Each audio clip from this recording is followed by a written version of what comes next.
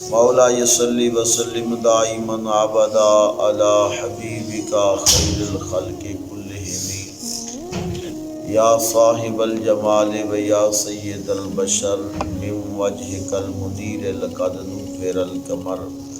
لا يمكن الثناء كما كان حقه بعد خدا بزرگی تو قصہ مختصر۔ صدق اللہ العظیم۔ گرامی قدر صاحبان دی وقار، اللہ رب العزت جل مجدہ نے اپنے ان بندوں کا ذکر فرمایا ہے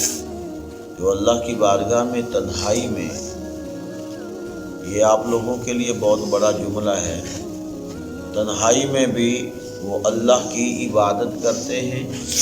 اور اللہ کا ذکر و اذکار اور تسبیحات سے غافل نہیں ہوتے۔ ظاہری طور پہ تو میں آپ کے سامنے ذکر کرتا ہوں، آپ میرے سامنے کرتے ہیں، مگر انسان کی اصل میں تنہائی جو ہے نا وہ پاکیزہ ہونی چاہیے، ظاہر کے ساتھ ساتھ اس کا باطن پاک ہونا چاہیے۔ ظاہری میں محفل میں اجتماعات میں تو لوگ بڑی بڑی باتیں کرتے ہیں، مگر دیکھا جائے کہ ان کی تنہائی بھی پاکیزہ ہوتی ہے یا نہیں۔ جیسے وہ بڑا مشہور ہے کہ ایک مولانا صاحب بیان فرماتے اور بہت بڑا مجمع ہوتا، ہزاروں کی تعداد میں لوگ ہوتے، اور جب وہ گھر میں جاتے تو گھر میں شراب کا جام لیتے اور ساتھ یہ کہتے اللہ بڑا غفور الرحیم ہے، اور ساتھ ہی شراب پی لیتے، جبکہ یہ آپ کو پتہ ہے عمل حرام ہے اور گناہ کبیرہ ہے۔ کیا ہوا، ایک دن ایک اللہ کے درویش کا وہاں سے گزر ہوا، انہوں نے دیکھا کہ مجمع بہت زیادہ ہے اور لوگ اس مجمع میں جو ہے وہ اپنے جذبات پیش کر رہے ہیں، اونچے اونچے نعرے بھی لگا رہے ہیں، سبحان اللہ کی بڑی اونچی جو ہے وہ داد بھی دے رہے ہیں، مگر انہوں نے اس اللہ کے درویش نے جب نظر ماری تو دیکھا کہ ان کے باطن تو خالی پڑے ہیں۔ یہ تو ظاہر بس ان کا چمک رہا ہے، ان کا تو ظاہر بس جو ہے وہ گولڈن ہے، سونے والا ہے، اندر تو خالی ہے۔ تو وہ اللہ کے درویش وہ مولانا صاحب کے گھر کی طرف چلے گئے، وہاں ان کی جو اہلیہ تھی ان کو بہن بیٹی کہا اور پوچھا کہ بیٹی بتاؤ تمہارے شوہر کیسے ہیں؟ انہوں نے کہا جی بہت اچھے ہیں، بڑی دنیا ان کو نام لیتی ہے، بڑے بیانات کرتے ہیں، بہت مشہور ہیں۔ کہا بیٹی یہ بات نہیں، میں نے دیکھا ہے کہ لوگ بات سنتے ہیں، ان کی بات ان کے دل میں نہیں اترتی، کانوں سے گزرتی ہے اور دل سے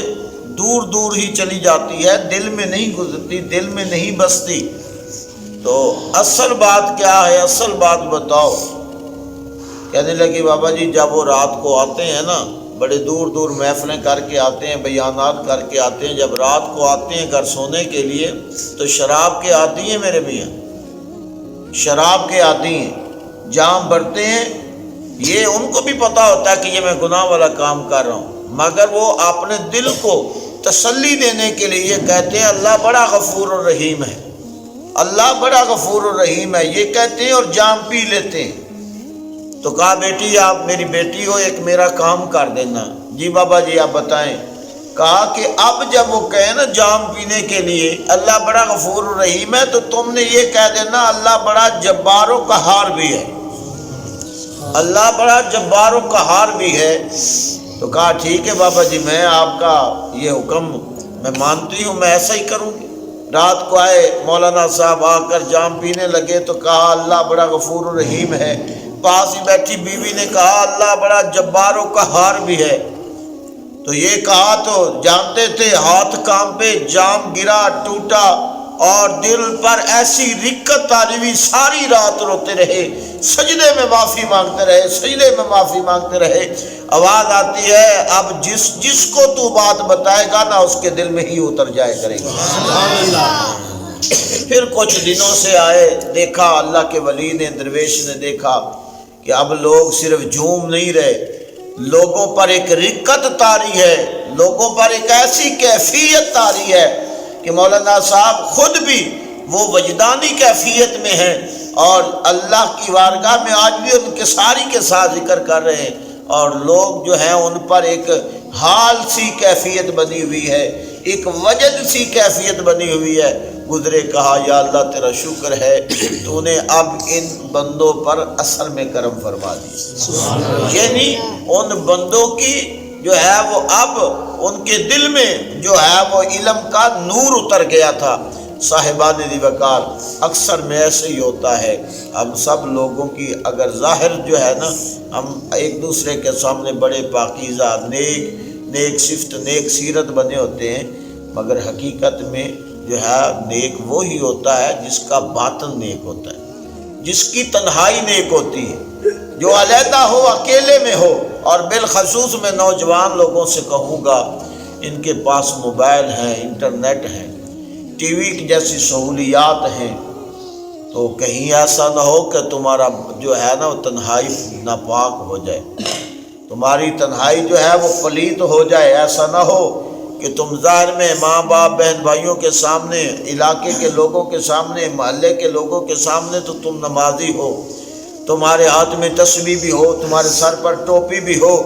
اور جب تنہائی میں ہو تو تم وغیرہ وغیرہ گند بلا ناپاکیوں وغیرہ میں مصروف رہو۔ ایسا نہ ہو کہ تم باطن کے نور سے محروم ہو جاؤ۔ خدا کی قسم صحیح بخاری شریف میں حدیث ہے، نبی کریم صلی اللہ علیہ وسلم نے فرمایا میں ان لوگوں کو جانتا ہوں، میں ان لوگوں کو دیکھتا ہوں اور میں ان لوگوں کو جانتا ہوں۔ یا رسول اللہ کن لوگوں کو؟ اللہ کے نبی صلی اللہ علیہ وسلم نے فرمایا ان کو جن کی تنہائی ناپاک ہوتی ہے، جن کی تنہائی ناپاک ہوتی ہے۔ فرمایا وہ دنوں کے روزے بھی رکھتے ہیں،